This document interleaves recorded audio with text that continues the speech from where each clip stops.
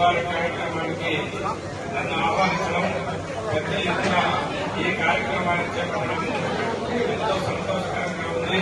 ఎందుకంటే ప్రతి మైనార్టీ సోదరులు కూడా నా కోసం ఎంతో కష్టపడి ఎన్నో ఇబ్బందులున్నా కష్ట నష్టాలతో మన ఊరు మన ప్రాంతంలో చెప్పి మీరు నన్ను ఉదాహరణతో చూసి నన్ను ఇంత పెద్దోళ్ళు చేసినందుకు ఈ కొందరు కూడా ప్రత్యేక ధన్యవాదాలు తెలియజేసుకుంటున్నాను. అదేవిధంగా సోదరులారా, ఎక్కడైనా కూడా ఈరోజు నేను ఇక్కడ మసీదులో చెప్పాలన్నా మనకు కంపూచర్ల మండలంలో కానీ నియోజకవర్గంలో కానీ ఎక్కడైనా కూడా మైనార్టీ సోదరులకు మీ ఒక్కోటి ఆస్తులు కానీ మీ ఒక్కోటికి సంబంధించిన భూములు కానీ ఏ కార్యక్రమానికైనా చింతాకంత ఇబ్బంది జరగకుండా ఎవరు నిర్ణయకృతం కాకుండా పూర్తిగా కఠినమైన చర్యలు నేను తీసుకుంటానని చెప్పి ఈ సభాముఖంగా మీకు అందరికీ హామీ.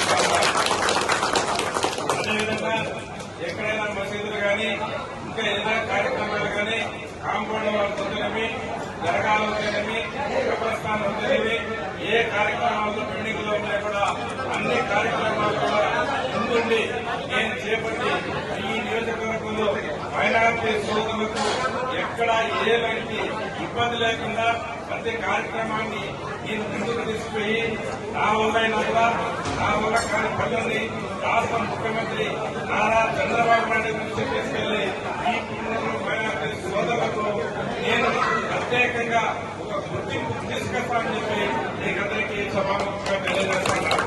అదేవిధంగా గత 2 సంవత్సరాలుగా నేను రంజాన్ ఈద్ ముబారక్ వచ్చేవాడిని.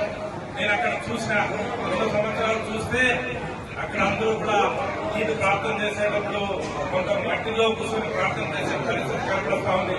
అందరూ కూడా చాపలు బెడ్షీట్ పెట్టుకుని కూర్చున్నది నేను గమనించిన. నేను 2 సార్లు ఈద్కి వచ్చిన 2 గంటల సేపు నేను వేచి చూసిన. ఆ కార్యక్రమాన్ని ఉండకూడదు, మనం డెవలప్ చేయాలని చెప్పి ఈ రోజు ఈద్కు 35 లక్షల రూపాయలు నేను శాంక్షన్ చేసి వ్యక్తిగా ప్లాట్ఫారం వేసి పూర్తిగా అభివృద్ధి చేయాలా, నీటిని తయారు చేయాలని చెప్పి ఈ కార్యక్రమాన్ని నేను చేపట్టిన 35 లక్షలతో దీన్ని రేపే చేపడతాము.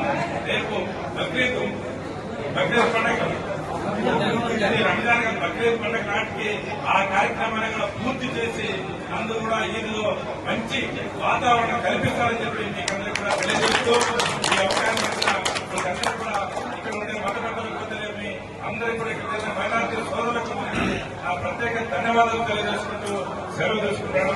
జై హింద్.